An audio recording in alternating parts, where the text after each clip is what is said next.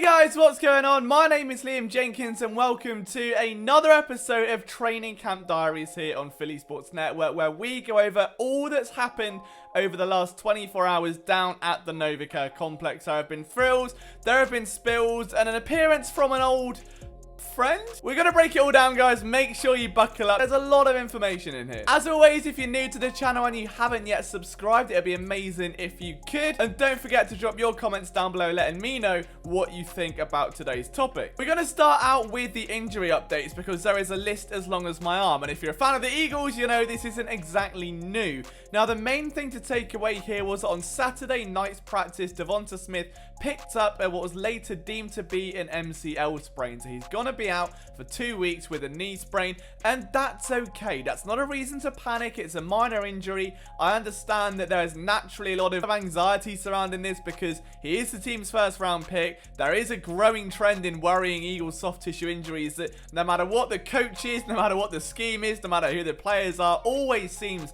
to absolutely debilitate the team. And if we're looking at camp, things aren't looking too encouraging. Devonta Smith, Nate Herbig picked up a knock during today's practice, which means he'll be out for a little bit, along with Isaac Sayamalo. Brandon Brooks is day to day, and then Landon Dickerson physically can't practice anyway. So you're down to literally 0 guards at this point, so that's a bit of a concern. At wide receiver, you've got Jalen Reagor, Kez Watkins, Greg Ward, JJ Arthega-Whiteside. All of these guys have taken a training camp knock in some kind of aspect, and then you've got Devonta Smith added to that list as well. So depth at receiver already being challenged. Michael Walker was the latest Eagles receiver to go to training camp battle. Michael Walker was the latest receiver to play the training camp game of ER today. He went into the medical tent and was then followed by defensive end Ryan Kerrigan, who was seen wavering his right hand. It's just not good. It's just really not going well. There are a lot of bumps and bruises early on in training camp, and I get that that's to be expected, but when there are this many this quick, it's naturally going to bring up a cause for concern. The main thing is, though, that Devonta Smith is okay. It's only a couple of weeks. The Eagles are being cautious with their first round pick. They don't want to bring him back early, rush him into training camp, and then see him get banged up even more. They understand the weight that that decision would carry, and they're instead just going to let him heal and then get back into action later on. So overall, while it's disappointing, we don't get to see a full summer of Devonta Smith and Jalen Hurts. He should be back just in time to catch the latter end of preseason and then kick on for the regular season as well, which more than can be said for Carson Wentz. You may be wondering, why am I mentioning the Eagles quarterback's foot injury that actually requires him, believe it or not, to have a bone taken out of his foot? Now, I'm no doctor, but I'm pretty sure bone's meant to be in the foot, you know, so that's not a good sign. It does pertain to the Philadelphia Eagles because, of course, their second round pick is a conditional first if Carson Wentz plays over 75% of snaps next year, or 70% and the Colts make the playoff. Now, Wentz is set to return in between 5 and 12 weeks right now. So if he returns within 5, there is a chance that could still happen. If he returns right at the back end of that, that would be late October, pretty much gonna disappear. And the Eagles would be left with a high second round pick, which, hey, isn't the end of the world. They'd made a decision that absolutely had to be made. They got Wentz out of the building. Whether you agree with it or not, it was best for the franchise given all of the other complications surrounding it. And the Eagles move on with the new face of the franchise and up to 3 first-round picks. It just would be a little bit of a kick in the stomach if that then dropped to 2 and a mid-second rounder. So we'll see how things pan out.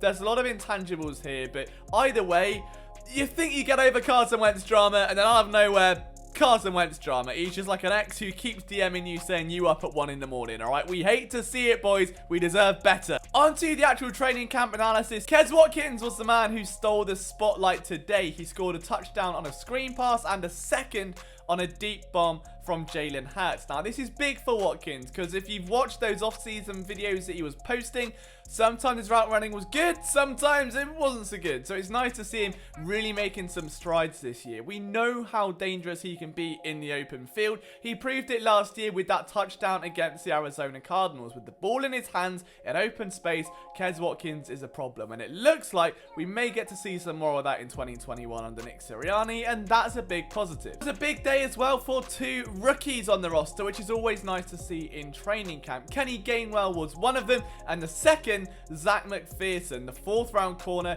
notched his first interception of the summer. Give it up for Zach McPherson. We love to see it. Apparently, Nick Mullins underthrew it, but he was still able to climb the ladder and snag it away on the boundary. That's a huge dub for me. Hopefully, that instills some confidence under the stomach of Zach McPherson, and we see plenty more of that going in towards the end of the summer. Kenny Gainwell, he ended up scoring his first touchdown of the offseason. Give it up for King Kenny. Had a relatively tame offseason so far. There had been talk of him being used on punt returns, although he is quite far down the pecking order right now, and with guys like Carryon Johnson, carry on my wayward son. Hang on, he's going to need to do a little bit more to make sure he has a regular spot early in that rotation. Next up, I really like what I'm hearing about Jordan Mailata. Nick Sirianni got a little bit flustered on Saturday, singing his praises, saying how he's came in the fittest he's ever been. He then goes out on Monday and makes a statement. Now, the left tackle battle is really going to be subjective for Nick Sirianni and just about everyone who's involved in that decision-making process.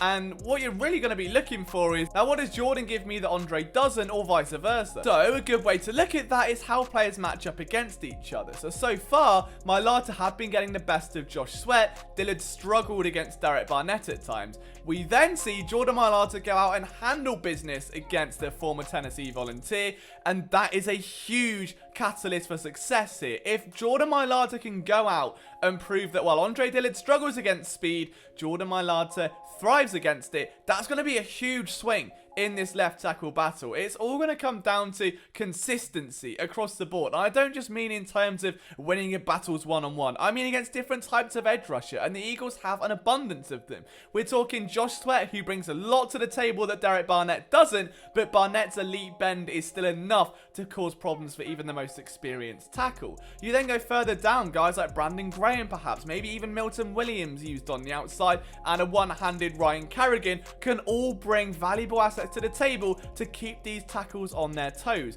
Now, I don't know who's going to ultimately win this. My heart says Mailata. My head, unfortunately, says Dillard because of that first round status. But if Mailata can keep punching while Andre Dillard has his guard up, then there's a good chance we do see Mailata lining up on the left, protecting Jalen's blind side in week 1. And finally, Tyree Jackson had another good day at the office. The tight end convert out of Buffalo is looking very good at the early point. But guys, that is it for another episode of Training Camp Diaries. Make sure you leave a like down in the comment section below. From myself, Liam Jenkins, I'll see you tomorrow.